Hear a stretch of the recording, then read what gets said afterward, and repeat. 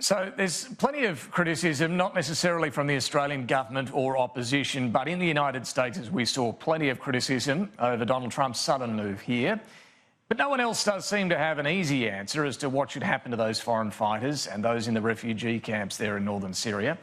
Nicholas Burns is a former US ambassador to NATO. In fact, he's served under 5 presidents on both political persuasions in the United States. He's now a foreign policy advisor to the Democratic presidential candidate and former Vice President Joe Biden. He's in Australia as a visiting fellow at the Lowy Institute, and I spoke to him a short time ago. Ambassador Nicholas Burns, thanks very much for your time this afternoon. Look, let's start with Syria. President Trump has made it clear he wants the remaining US troops in northern Syria out to come home, but he's also said if Turkey acts inhumanely, in his view, he will decimate their economy. What do you think is most likely to happen there now?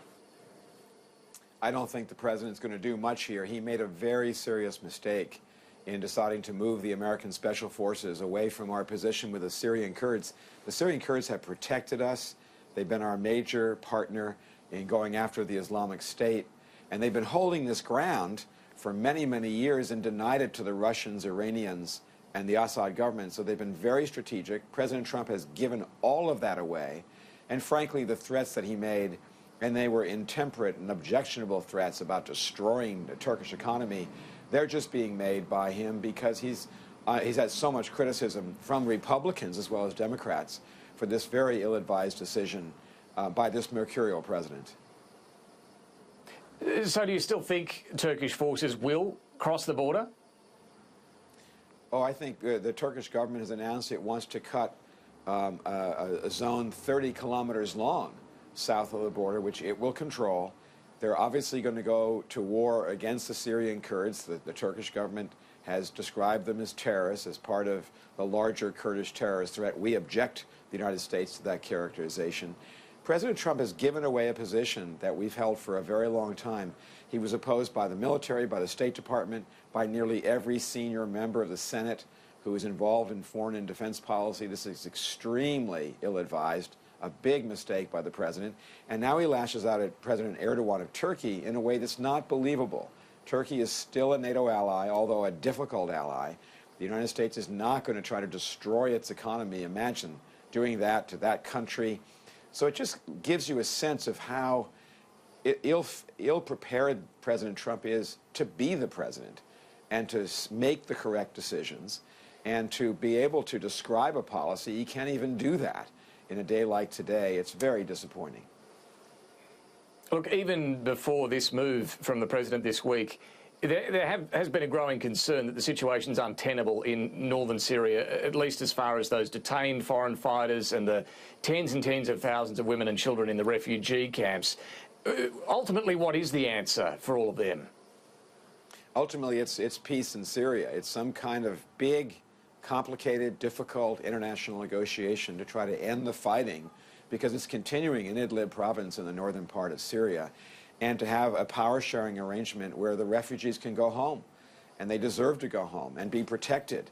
And as long as there's fighting, and right now the Russian government, the Iranians, Hezbollah, and the Syrian government are pushing the fighting, now Turkey's going to come in and cause problems in the Kurdish area, which has been relatively more stable because of the presence of the United States and the Syrian Kurds. President Trump's decision is going to endanger all of that. And as you say, the Syrian Kurds, they've been holding the ISIS prisoners. They've been containing them, imprisoning them. You don't want to see a situation where the Syrian Kurds are attacked by the Turks and all those ISIS prisoners go free and go back into the business of terrorism. And on so many levels, this is an objectionable decision by President Trump. So would the answer, therefore, involve US troops remaining there for quite a period of time? Yes, I think the United States should keep troops there. We have a very small troop presence. We're talking about a couple of hundred special forces, but they're pivotal right now in holding this part of northern Syria until such time that there is a peace agreement. When, then you can get relief agencies in, you can get humanitarian assistance into people, you can begin rebuilding a country that's been shattered by this civil war since 2011.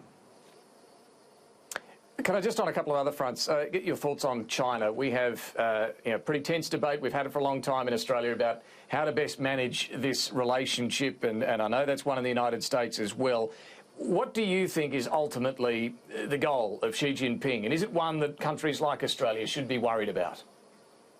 I do think Xi Jinping, among all post-Mao Chinese leaders, is seeking a dominant position for China in the Asia-Pacific region. I think he wants to supplant the United States and its allies, the power of our alliance. He certainly wants to dominate the region economically. And Xi Jinping also has a lot of self-confidence about the political model of an authoritarian state. So Australians and Americans don't believe in any of those things. It's going to be complicated for us. Australia's a great part of its trade now, upwards of 40% in recent months of Australia are with China, so one recognizes that, the importance of that for Australia. It's also important that the United States trade with China. At the same time, we've got to work together, Canberra and Washington, to insist that China observe the laws of the World Trade Organization, stop ripping off the technology of our companies. And we certainly want to see our military position strengthened so that China can't run roughshod over countries the way it's doing in the Spratly and Paracel Islands of the South China Sea. Do you give President Trump any credit for the way he's taken on China on the trade front? I do. I do, and I think a lot of Americans do. I think the president was right that China's a major problem. You can argue about the tactics, but I think the self-confidence with which the president has said China has to adhere to international law is the right instinct.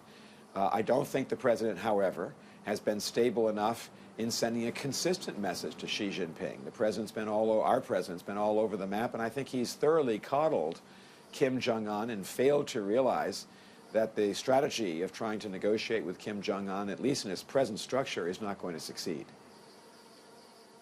Can I finally ask you about the impeachment inquiry in Washington? Do you believe there is evidence that Donald Trump actually tried to use US foreign policy for his own domestic political gain? There's no question he did that in his conversation with the Ukrainian president. Now the House of Representatives will have to look into whether or not he made the same request specifically to the Chinese government.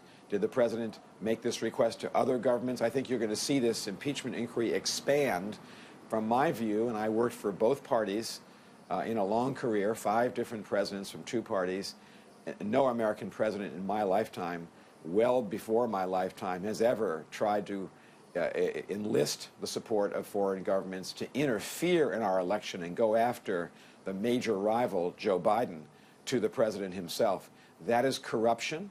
It's a violation of American law. The president is certainly going to be examined by the House of Representatives on several counts of illegal activities. The only question will be, if the House of Representatives, Democratic-controlled, impeaches the president, will the Senate convict him in a trial? At this point, I would say that likely will not happen, but then we don't know all that this investigation will uncover, and so it's an open-ended process. But it's the right process. In our constitutional democracy, the president is not above the law, and in this case, the president seems to have been ignorant of the law in some respects and completely unwilling to follow the law in others. The call with the Ukrainian president, of course, was all about Joe Biden and his son Hunter.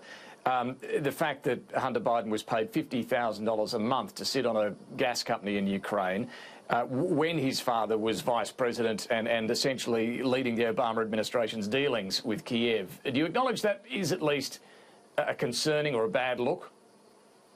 You know, that's a separate issue because there's nothing illegal that happened there. And in fact, our toughest journalists have looked into these, frankly, these lies that President Trump and his lawyer, Rudy Giuliani, have concocted about Hunter Biden. And the Wall Street Journal, conservative newspaper, the Washington Post, the New York Times all say there's not just nothing here, there's absolutely nothing there. The president's facts are wrong. And so I think, you know, Vice President Biden deserves a break here. He did not engage in his. But is that fact incorrect? Is that not a fact that he received that much money to sit on this gas company board? That is not a contravention of American law. What President Trump is accused of doing. But what I'm asking is it a bad look when the vice president's son is being paid that much? I would say to you, that's not the issue. When President Trump actually makes things up and tries to impugn other people's reputations and assign to them criminal behavior that didn't happen, that's the issue. And that's how I'd answer your question. This is a Trump problem, not a Biden problem.